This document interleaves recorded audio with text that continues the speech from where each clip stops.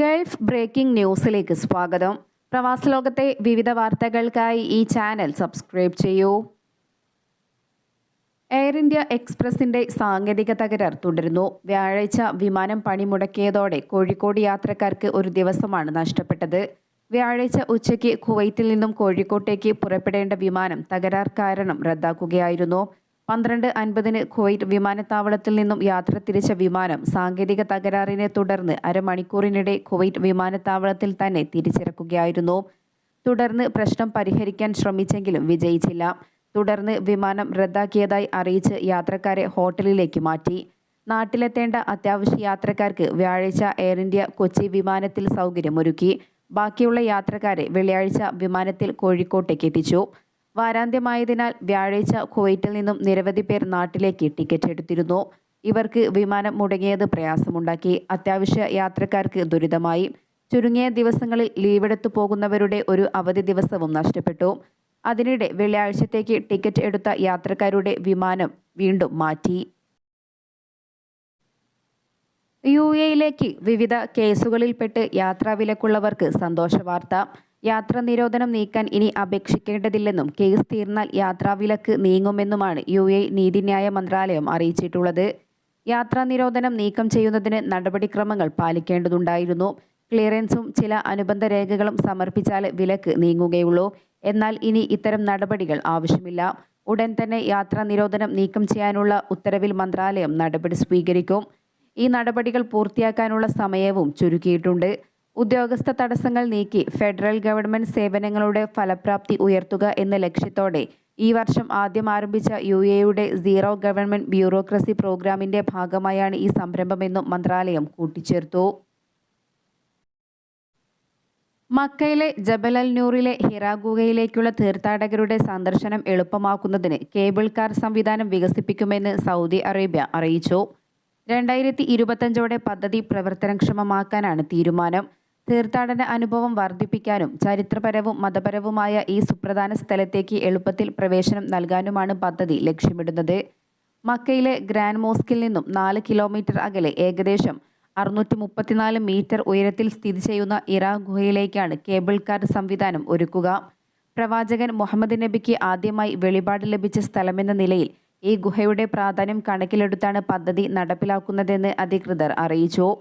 ഹജ്ജ് ഉംറ തീർത്ഥാടകരുടെ പ്രധാന സന്ദർശന കേന്ദ്രങ്ങളിലൊന്നായ മേഖലയുടെ വികസനം ലക്ഷ്യമിട്ട് നടപ്പിലാക്കുന്ന ഹിറ കൾച്ചറൽ ഡിസ്ട്രിക്ട് പൂർത്തീകരിക്കുകയും അതേ വർഷം തന്നെ ജബൽ അൽ നൂറിൽ നിന്നും 3 പുതിയ മ്യൂസിയങ്ങൾ തുറക്കുകയും ചെയ്യുന്ന വികസന പദ്ധതിയുടെ ഭാഗമാണ് കേബിൾ കാറിന്റെ നിർമ്മാണം.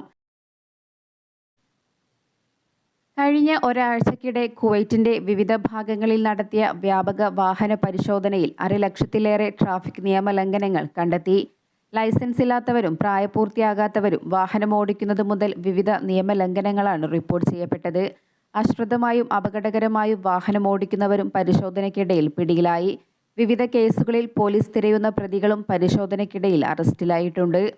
ട്രാഫിക് സുരക്ഷ ഉറപ്പുവരുത്തുന്നതിന്റെ ഭാഗമായി ജനറൽ ട്രാഫിക് ഡിപ്പാർട്ട്മെന്റ് എല്ലാ ഗവർണറേറ്റുകളിലും കഴിഞ്ഞ ആഴ്ച നടത്തിയ ട്രാഫിക് എൻഫോഴ്സ്മെന്റ് ക്യാമ്പയിനുകളിലാണ് 50,175 വിവിധ ട്രാഫിക് നിയമ ലംഘനങ്ങൾ രേഖപ്പെടുത്തിയത്. പരിശോധനയ്ക്കിടെ 182 വാഹനങ്ങളും 18 മോട്ടോർ സൈക്കിളുകളും അധികൃതർ പിടികൂടി. കൂടാതെ ഡ്രൈവിംഗ് നിയമ ലംഘനത്തിന് 32 പ്രായപൂർത്തിയാകാത്തവരെ ജുവൈനൽ പ്രോസിക്യൂഷന് റഫർ ചെയ്തു.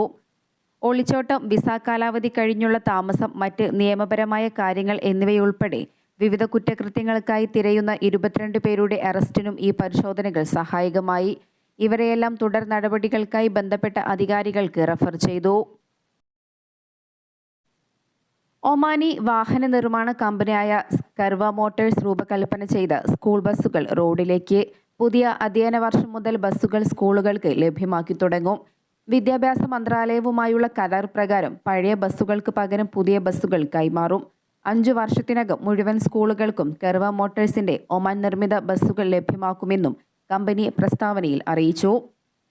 മികച്ച സുരക്ഷാ സംവിധാനങ്ങളും ഉയർന്ന നിലവാരത്തിലുമുള്ളതുമായ ബസ്സുകളാണ് കർവ മോട്ടോഴ്സ് അവതരിപ്പിക്കുന്നത്. വിദ്യാർത്ഥികളുടെ സുരക്ഷ ഉറപ്പുവരുത്തുന്നതിന് പ്രത്യേക സംവിധാനങ്ങളും കർവ മോട്ടോഴ്സ് ബസ്സുകളിൽ ഉൾപ്പെടുത്തിയിട്ടുണ്ട്.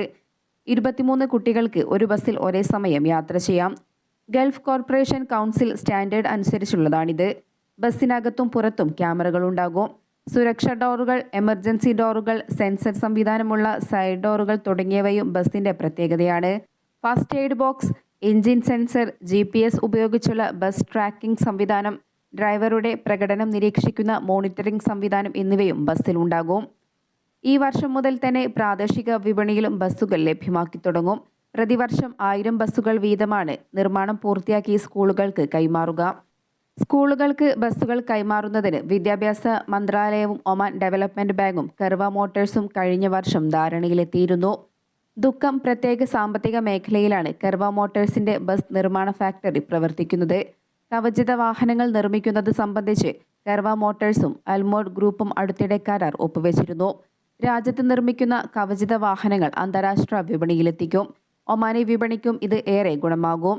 യാത്രാ ബസ്സുകൾ ഉൾപ്പെടെ നേരത്തെ ദുഃഖമിലെ കെർവ മോട്ടോഴ്സ് ഫാക്ടറിയിൽ വെച്ച് നിർമ്മിക്കുകയും ഖത്തറിലേക്ക് കയറ്റി അയക്കുകയും ചെയ്തിരുന്നു. ദോഹയിലെ റോഡുകളിൽ ഈ ബസ്സുകൾ സർവീസ് നടത്തിവരുന്നുണ്ട്. കഴിഞ്ഞ 2 വർഷമായി കെർവ മോട്ടോഴ്സ് കൈവരിച്ച വിജയങ്ങൾ പുതിയ വെല്ലുവിളികൾ ഏറ്റെടുക്കാൻ കമ്പനിയെ സഹായിക്കുന്നതാണ്.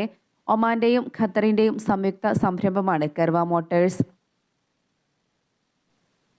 ഒമാൻ വിസ പാസ്പോർട്ടിൽ രേഖപ്പെടുത്തുകയോ റെസിഡൻസ് കാർഡ് സ്വന്തമാക്കുകയോ ചെയ്യാത്തത് കാരണം കേരളത്തിലെ വിമാനത്താവളത്തിൽ നിന്നും ഒമാനിലേക്ക് ചെറിയ കുട്ടികളുമായി വരുന്ന കുടുംബങ്ങളുടെ യാത്ര ദുരിതമാകുന്നു. കേരളത്തിലെ വിമാനത്താവളം അധികൃതരുടെ അനാവശ്യ ഇടപെടൽ മൂലം യാത്ര തടസ്സപ്പെടുകയാണ്. കണ്ണൂർ വിമാനത്താവളത്തിൽ ഇത് നിത്യ സംഭവമാണ്. അതേസമയം കുട്ടികളുമായി യാത്ര ചെയ്യുന്നവർ റെസിഡന്റ് കാർഡ് അല്ലെങ്കിൽ വിസ കോപ്പി കൈവശം കരുതണമെന്ന് ഇത്തരത്തിൽ ദുരിതത്തിൽപ്പെട്ട പ്രവാസികൾ ഓർമ്മിപ്പിക്കുന്നു.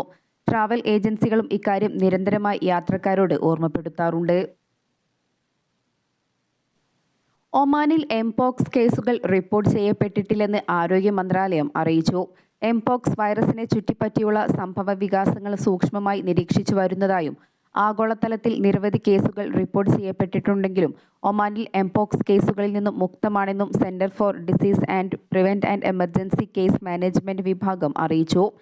എംപോക്സുമായി ബന്ധപ്പെട്ട കാര്യങ്ങളും സ്ഥിതിഗതികളും ആരോഗ്യ മന്ത്രാലയം നിരന്തരം നിരീക്ഷിക്കുകയും ആവശ്യമായ നടപടികൾ സ്വീകരിക്കുകയും ചെയ്യുന്നുണ്ട്. രാജ്യത്ത് ആവശ്യമായ ലബോറട്ടറി പരിശോധനകൾ ലഭ്യമാണെന്നും വൈറസിനെ നേരിടുന്നതിന് സന്നദ്ധമാണെന്നും മന്ത്രാലയം അറിയിച്ചു.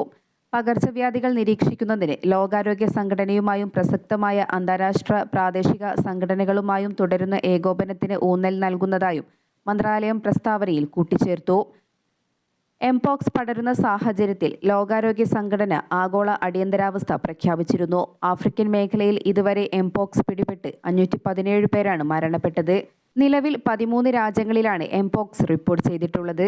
GCC രാഷ്ട്രങ്ങൾ എംപോക്സ് മുക്തമാണെന്ന് ഇതിനോടകം വ്യക്തമാക്കിയിട്ടുണ്ട്. പ്രതിരോധ നടപടികളും സ്വീകരിച്ചു വരികയാണ്. മനുഷ്യർക്കും മൃഗങ്ങൾക്കും പിടിപെട്ടേക്കാവുന്ന ഒരു പകർച്ചവ്യാധി വൈറൽ രോഗമാണ് എംപോക്സ്. മങ്കിപോക്സ്, കുമിളകൾ രൂപപ്പെടുന്ന ചുണങ്ങ്, തുടർന്ന് പനി, ലിംഫ് നോഡുകൾ വീർക്കുക എന്നിവയാണ് ലക്ഷണങ്ങൾ. രോഗം സാധാരണയായി സൗമ്യമാണ്. രോഗബാധിതർ ഭൂരിഭാഗവും ചികിത്സ കൂടാതെ ഏതാനും ആഴ്ചകൾക്കുള്ളിൽ സുഖം പ്രാപിക്കുന്നു.